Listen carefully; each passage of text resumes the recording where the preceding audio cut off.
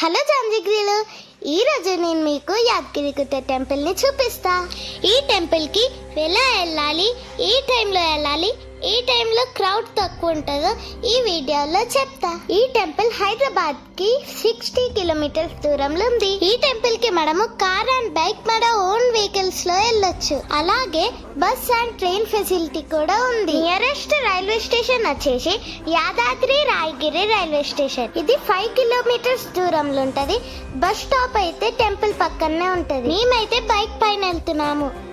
Route వచ్చేసి Hyderabad to Warangal highway పైన వెళ్ళాలి. 30 కిలోమీటర్స్ ట్రావెల్ చేసిన తర్వాత రైట్ సైడ్ లో స్వర్ణగిరి టెంపుల్ కనిపిస్తుంది. అలాగే కొద్దిగా ముంగట్కెళ్ళిన తర్వాత లెఫ్ట్ సైడ్ లో భువనగిరి ఫోర్ట్ ఉంటది.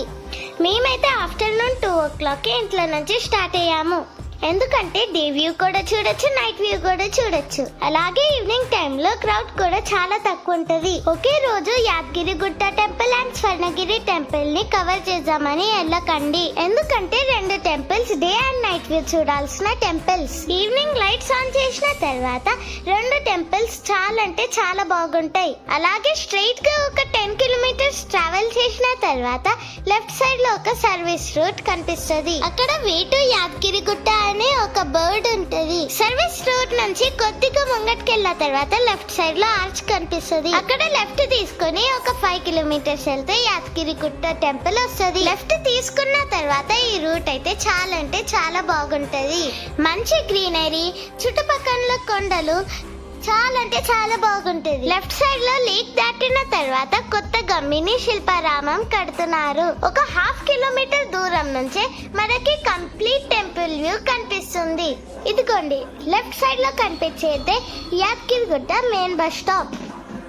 ఈ మెయిన్ బస్ స్టాప్ నుంచి కొద్దిగా ముందుకెళ్తే కాలి నడకన వెళ్లే దారి గోపురం కనిపిస్తుంది. ఇక్కడ నుంచి లెఫ్ట్ సైడ్ ఒక రూట్ ఉంటది, రైట్ సైడ్ ఒక రూట్ ఉంటది. రైట్ సైడ్ వెళ్తే ఫ్రీ బస్సెస్ వెళ్ళొచ్చు, లెఫ్ట్ సైడ్ వెళ్తే షేరింగ్ ఆటోస్ వెళ్ళొచ్చు. క్రౌడ్ లేదు కాబట్టి మేమైతే లెఫ్ట్ సైడ్ వెళ్తున్నాము.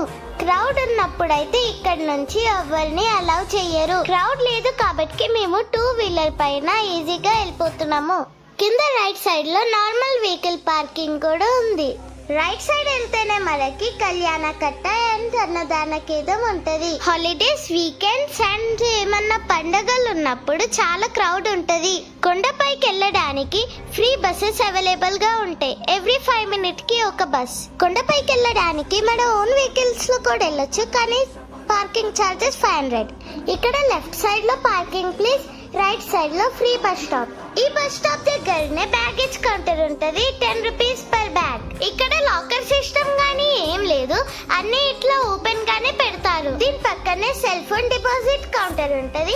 ఒక్క ఫోన్ కే 10 rupees ఛార్జ్ చేస్తారు. చూస్తున్నారా, ఇక్కడ జనం అందరూ ఫ్రీ బస్ కోసం వెయిట్ చేస్తున్నారు. సెల్ ఫోన్ డిపాజిట్ కౌంటర్ పక్కనే స్లీపర్ స్టాండ్ ఉంటది. ఈ స్లీపర్ స్టాండ్ అండ్ కొబ్బరికాయల కౌంటర్ పక్కనే ఫ్రీ దర్శనం లైన్ స్టార్ట్ అవుతుంది. కొబ్బరికాయల కింద అయితే 50 rupees, ఇంకా పైన అయితే 100 rupees. టెంపుల్ లోపలికి మొబైల్ ఫోన్స్ అలౌ చేయరు. మీ దర్శనం అయినాక కిందికి వచ్చే రూట్ లో కిందికి వచ్చి మొబైల్ ఫోన్ తీసుకొని పైకి వెళ్ళి ఫొటోస్ తీసుకోవచ్చు. పైన వ్యూ చాలా అంటే చాలా బాగుంటది. ఈ టెంపుల్ మొత్తం కృష్ణశిల అన్న రాయితో కట్టించారు. క్రౌడ్ లేనప్పుడు వెళ్తేనే మీరు బాగా చూడొచ్చు, ఇంకా బాగా ఫొటోస్ తీసుకోవచ్చు. మీరు ఎర్లీ మార్నింగ్ వెళ్ళినా కూడా దర్శనం చేసుకొని బయటికి వచ్చేసరికి చాలా రష్ అవుతుంది, ఇంకా ఎండ కూడా పెరుగుతుంది. అందుకే ఈవినింగ్ టైం ప్రిఫర్ చేయండి. ఇక్కడ మంకీస్ చాలా ఉంటాయి కాబట్టి మీ చేతిలో బ్యాగ్స్ అండ్ ఫుడ్ ఐటమ్స్ ని అవాయిడ్ చేయండి. యాదగిరిగుట్టకి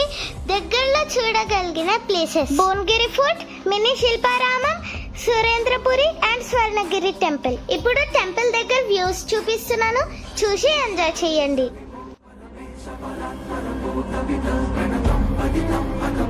బలం